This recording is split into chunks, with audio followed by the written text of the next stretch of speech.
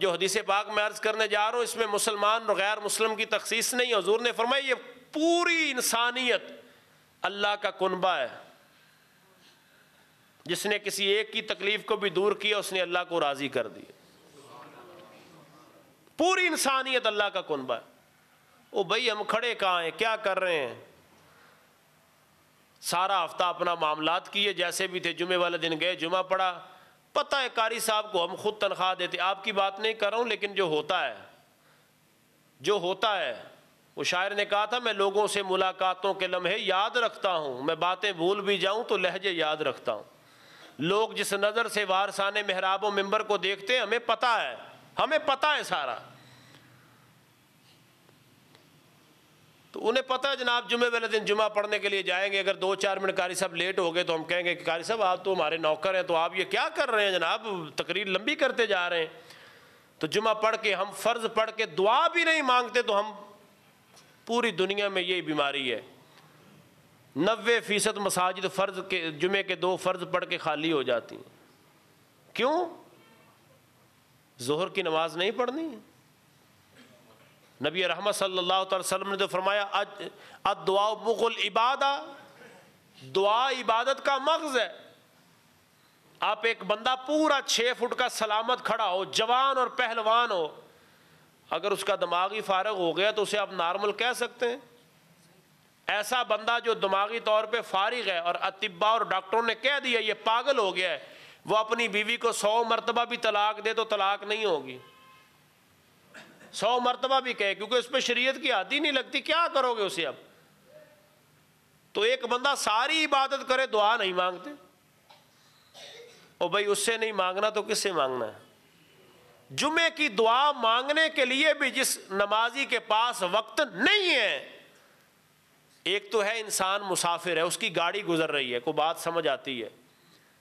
एक है भी करना भी कुछ नहीं, सिर्फ खाना खाना है जी, जाके बच्चों के साथ बैठना है जी, मोबाइल चलाना है जी, LCD देखनी है जी, टीवी देखना है जी। वो बंदा भी दुआ ना मांगे, फिर वो कहे अल्लाह का मुझ पे करम हो जाए, मुझे तो कम से कम समझाएं कि कैसे हो सकता है।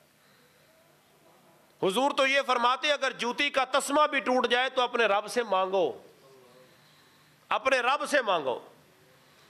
अगर उससे नहीं मांगना तो किससे मांगना है? अर्ज करने का मकसद ये है कि जब मुश्किलात बढ़ती हैं तो फिर क्या करना है? फिर सजदों की कसरत करनी है, फिर मस्जिदों को भर देना है। हम समझते हैं इस बात को कि इस वक्त मुल्क जो है वो सख्त तरीन हालात में जा रहा है, लेकिन इस वक्त तो ज़रूरत यह थी कि हम सजदों की कसरत करते कि मालिक व मौला तू नहीं करम करना है, तू नहीं हम पर फजल करना है। मुझे बताएं क्या जितने नमाजी रूटीन से थे उसमें कोई 4 नमाजी भी बढ़े हैं?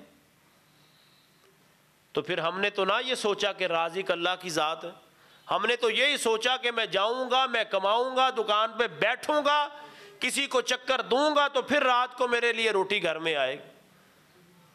पल्ले रिज़्क नहीं बनदे पंछी ते दरवेश, जिन्हां दा तकवा रब ते उन्हां नूं रिज़्क हमेश। ज़ुहदुल अंबिया हज़रत बाबा फरीदुद्दीन गंजे शकर रहमतुल्लाह ताला अलैह, कितनी बड़ी ज़ात है जिनका एक शेर ही काफ़ी है बातिल को हलाने के लिए। वो फरमाते अल्लाह मोहम्मद 4 यार, सुभान अल्लाह, अल्लाह मोहम्मद 4 यार और हाजी ख्वाजा कुतुब फरीद, हक फरीद और याफर। पता है उनका कौल क्या है? फरमाया गुनाह कबीरा में से एक गुनाह ये भी है, गुनाह कबीरा में से एक गुनाह ये भी है कि बंदा ये फिक्र करे कि कल रिज्क कहाँ से आएगा। ये वो सूफिया हैं, ये वो औलिया हैं। और आप ये चले जाएं जो आटे के आजकल लगे हुए हैं कंटेनर्स, कितने कितने लोग हैं, और उनमें से किसी के घर में भी चले जाएं तो 2-2 4-4 पहाड़ ऐसे लोग हैं जिनके पास एक वक्त का भी नहीं है। उनकी तर्जमानी भी हमने करनी है, लेकिन ऐसे भी मौजूद हैं जो बिला वजह 4-4 6-6 थैले, जिनके घर में 15 दिन में एक थैला लगता है, वो भी 6 जमा करके बैठे, और पता नहीं है कि ये 6 खाने के लिए अल्लाह ने मुझे मोहलत भी दी है कि नहीं, अगला सांस भी आएगा कि नहीं आएगा। हज़रत इमाम गज़्ज़ाली रहमतुल्लाह ताला अलैह फरमाते हैं कि मैंने एक दिन कुत्ते से कह दिया कि मैं तेरी संगत में रहना चाहता हूं, तेरा अल्लाह की ज़ात पे बड़ा तवक्कुल है, तुझे एक टुकड़ा डाला जाता है, 7 दिन तक तेरा मालिक तुझे एक टुकड़ा भी ना दे तो कभी उसका दरवाज़ा छोड़ के जाता ही नहीं है। बाबा फरीद ने बड़ी सोहनी, बाबा बुल्ले शाह सरकार ने बड़ी सोहनी बात कही, फरमाया दर मालिक दा ए नहीं छड़ दे, सह सह खावण जुत्ते तै थी उत्ते, उठ बुलिया चर यार मना लै निते बाजी लै गए कुत्ते तै थी उत्ते। एक टुकड़ा डाला है, 7 दिन एक टुकड़ा भी नहीं डाला है, वो कुत्ता घर छोड़ के नहीं जाता, वो कुत्ता अपने मालिक को पहचानता है। किसी भी नस्ल का कुत्ता हो वो सभी को पड़ेगा, कभी मालिक को पड़ा है, लेकिन जब मालिक को पड़ता है तो कहते हैं अब ये बावला हो गया, इसको मार दिया जाए। एक टुकड़ा मालिक ने डाला, वो 7 दिन तक क्या उसकी चौखट पे बैठा रहता है और मालिक को पहचानता है, उसके इशारों को समझता है। ऐ बंदा मोमिन, तू तो रब का खलीफा था, तूने अपने मालिक को पहचाना? ये सवाल है आज के जुमे का, क्या हमने अपने मालिक को पहचाना? तू तो अशरफुल मखलूकात था, किसको पहचाना?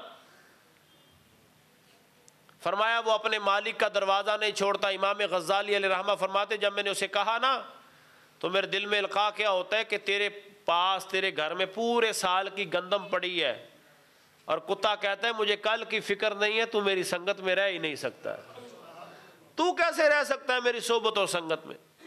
इसलिए मेरे भाइयों, हमने कोशिश करनी है कि हम बासियत मुसलमान कहाँ करें। ना मैं रवायती तकरीरें करता हूँ, ना मुझे आती हैं। कोशिश मैं यही करता हूँ कि गुफ्तगू वो की जाए जो हमारी हकीकत और हमारी प्रैक्टिकल लाइफ के करीब तरीन हो। और मत आप ये ख्याल करके यहाँ आया करें कि बस ठीक है जी तकरीर होगी तो हम जुमा पढ़ेंगे और चले जाएंगे। हमने उस पर अमल कितना करना है। अगर 100% में से कोई 40% भी अमल करे ना तो यकीनन बर यकीन वो मेरी और आपकी निजात के लिए काफ़ी है।